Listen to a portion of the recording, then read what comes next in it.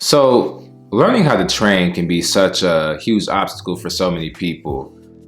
There's so much information out there. Sometimes it seems conflicting, and there's a bunch of scientific gibberish that most people don't care about. But luckily, I'm here to help you out. So, for starters, let's talk about the three main modes of exercise. Usually, people are doing either one of three things. We're talking about hypertrophy training, strength training, and then endurance slash stamina.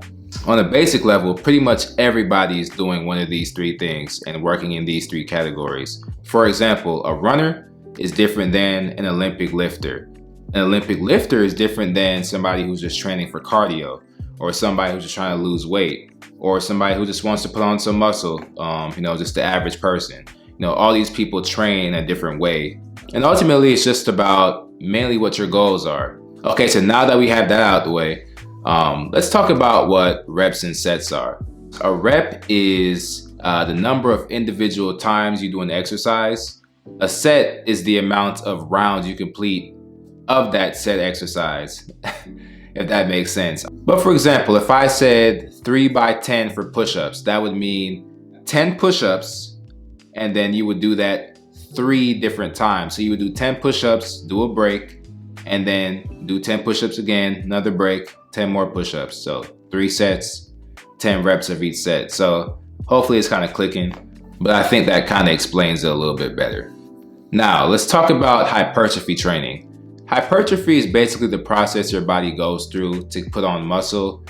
For optimal hypertrophy, you usually want to stay within that 6 to 12 rep range, and preferably with a moderate weight. The reason you want to stay within that 12 rep range is because if you can do more than 12 reps, the weight is usually a bit too light for you.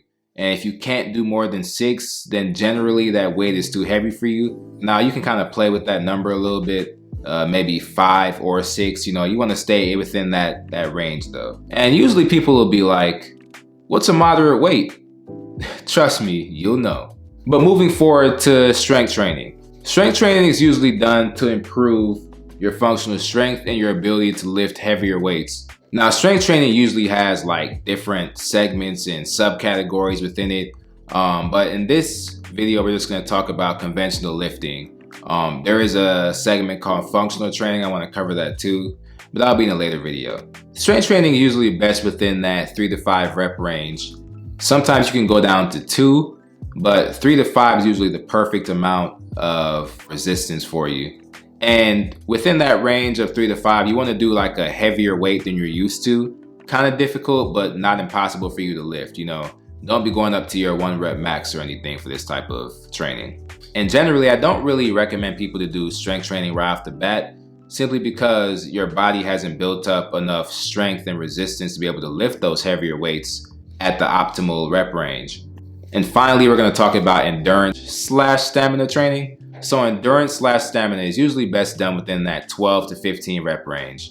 And usually stamina and endurance training is done for like assistance work or end of workout work or a warm up, things like that.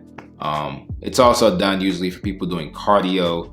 There's different ways you can kind of make it work for you. So I tend to do endurance training after I'm done with all my regular hypertrophy training or my strength training, depending on what I'm doing that day.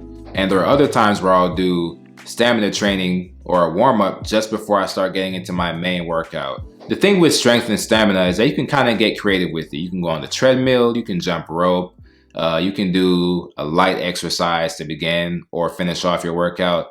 It's more so up to you and how you can best integrate it into your routine. And for strength slash endurance training, you want to stick to lighter weights, things that you can move relatively easier, and things that you can be more versatile with when it comes to doing your exercises. I think when I first started, I tried to stick within that 8 to 10 rep range because I was so focused on hypertrophy.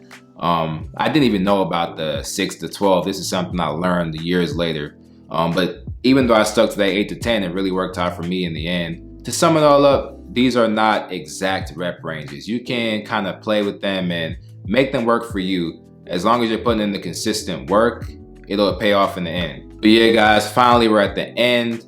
If you enjoyed this video, leave a comment, drop a like below. Share this video with somebody that you know that could really benefit from it. But yeah, to wrap things up, be sure to follow me on Instagram and Twitter and subscribe for more.